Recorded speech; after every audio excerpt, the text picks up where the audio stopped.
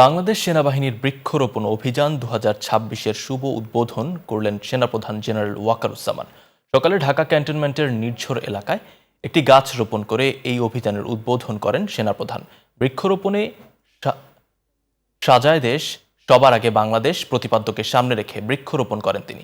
সেনাপ্রধান বলেন, ক্যান্টনমেন্ট সহ দেশের যেসব স্থানে সেনা অবস্থান আছে সব স্থানে গাছ রোপণ করা হবে। বনায়ন বৃদ্ধিতে প্রতি বছরের মতো এবারও সেনাবাহিনী নানা কর্মসূচি নিয়েছে বলে জানান তিনি। শুধু গাছ লাগানো নয়, পরিচর্যার মাধ্যমেই গাছকে বড় করারও দায়িত্ব সেনাবাহিনী গ্রহণ করে। বলেন, পরিবেশ ও জলবায়ু পরিবর্তন মোকাবেলায় সেনাবাহিনী কাজ করে যাবে। এই লক্ষ্যে 11 লাখ গাছ রোপণ করা হবে বলেও জানান সেনাপ্রধান জেনারেল ওয়াকারুজ্জামান। পদ্মা সেতু, মেট্রো রেল এবং এলিভেটেড এক্সপ্রেসওয়ে নির্মাণের গর্বিত অংশীদার বসুন্ধরা সিমেন্ট।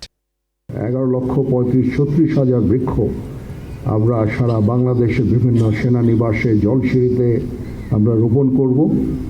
এটা একটা অত্যন্ত মহৎ কাজ। এটা আমাদের পরিবেশ বান্ধব। এখানে অক্সিজেন জেনারেট হয়, এই গাছ থেকে অক্সিজেন জেনারেট হয় এবং পরিবেশের সুরক্ষা দেয়।